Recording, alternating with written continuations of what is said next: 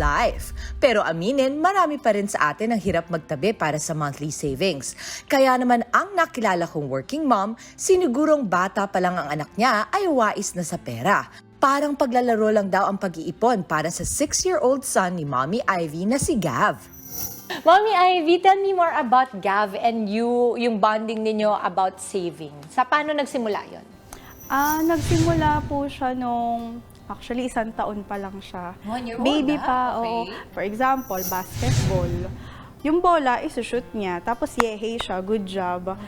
Ganun siya sa alkansya. Every time na nakakakita siya ng barya, shoot talaga, matik. Paano mo yan inintroduce sa kanya na, okay anak, ito yung konsepto ng pera. Meron kaming pinasok sa isip niya na word na lagi niyang natatandaan.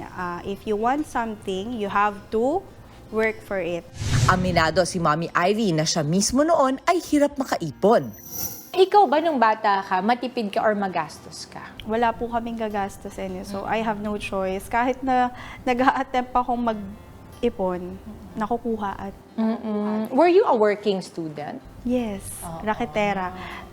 Nagmo-model, sumasideline sa mga namimigay ng kung ano-anong flyers, pumapagent. Pero hindi lang naman daw puro ipon si Gav. Dahil tulad natin mga adults, may reward din paminsan-minsan. Ano yung unang naipundar ni Gav dun sa una niyang pinag-ipunan? Ginastos namin siya sa birthday niya. Ay, cute! Pang ilang birthday niya? Second. birthday niya. Masaya raw si Mommy Ivy na makatulong sa ibang mommies kapag binabahagi niya ang ipon journey ni Gav sa social media. Sa yun sa napaproud ako kasi sobrang hands-on po kami. Wala po kaming yaya. Sa murang edad, nakikita na ni Gav ang paghihirap ni Mommy Ivy para mabili ang mga kailangan nila.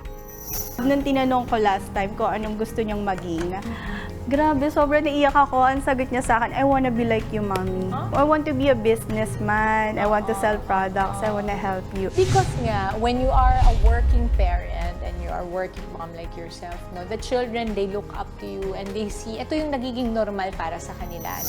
Kaya naman may tips si Mommy Ivy sa mga kapwa niyang working mom na gustong turuan ang kanilang mga anak sa konsepto ng pera.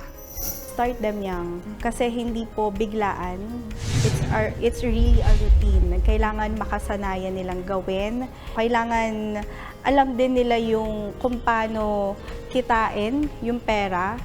Kasi pag alam ng isang tao kung gaano kahirap kitain ng isang pera, mahihiya siyang humingi. Iisip ng maraming beses bago siya gumastos. Thank you so much, Mommy Ivy, and good luck sa inyo ni Gav. At sa Gaverthing, good luck sa inyo. And I wish that your beautiful spirit will inspire so many of our kapatid sa nanonood ngayon. Mga kapatid, Jess De Los Santos po, huwag magpauli sa mga umaaksyong balita at napapanahong issue sa bansa. Para sa mas malawak na balitaan, mag-subscribe at mag-follow sa social media pages ng News 5.